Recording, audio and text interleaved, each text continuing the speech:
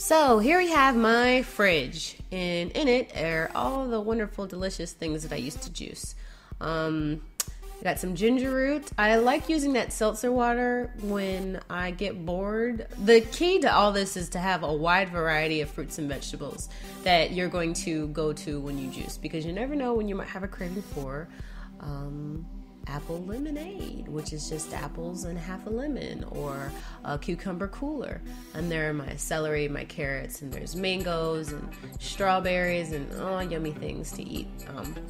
When you're about to juice, the easiest thing for you to do, I know for me that I like to make a large batch.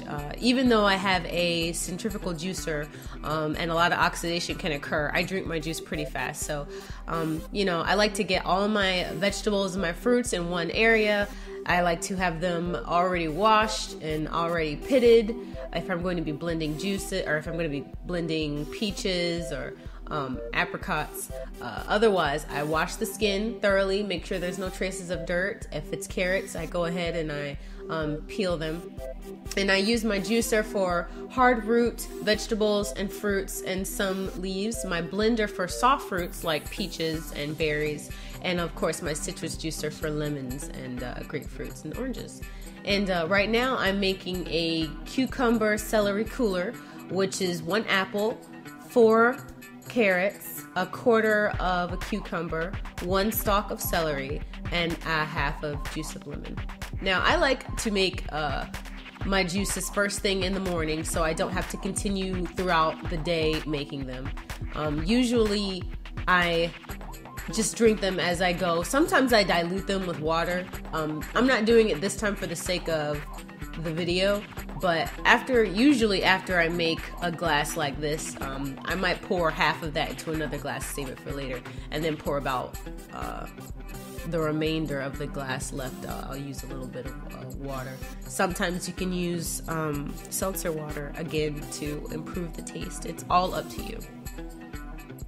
And then of course you could cut the rind off and put that in the juicer, but I prefer to use my citrus juicer. It just makes it a lot easier for me. Of course, I have some Easter eggs in the back for my children's school. Easter's coming up, y'all. Gotta get those Easter eggs filled with candy for the Easter egg hunts.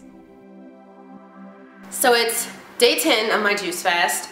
I feel great. I am completely now settled in this routine. Plenty of water. I sleep awesome. I'm not going to bed after 11 o'clock. I noticed that when I go to bed after 11, I wake up and I'm a little cranky. So now you guys saw I have a really cheap juicer. It's a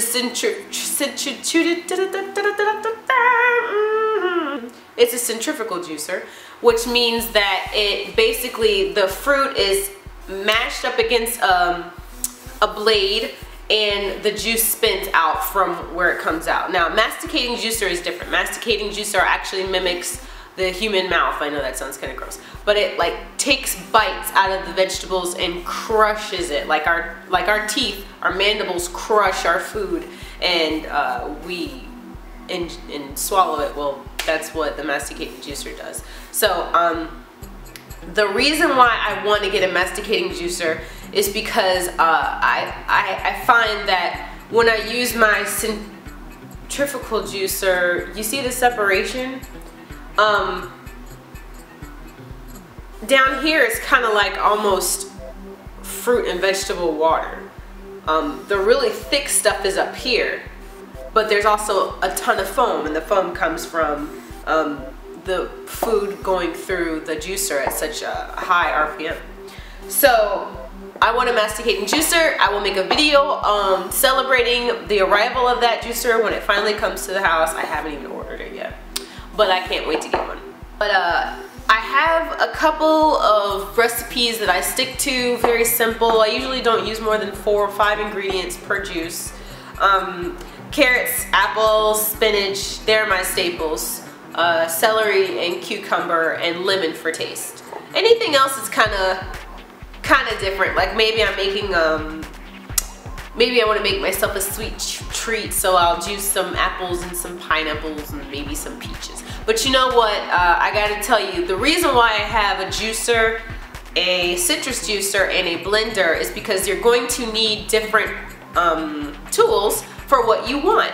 You don't want to put peaches, grapes, any kind of berries into a centrifugal juicer at all, because you won't hardly get any juice out because the RPM is so high. It's best to use berries in a masticating juicer or a blender.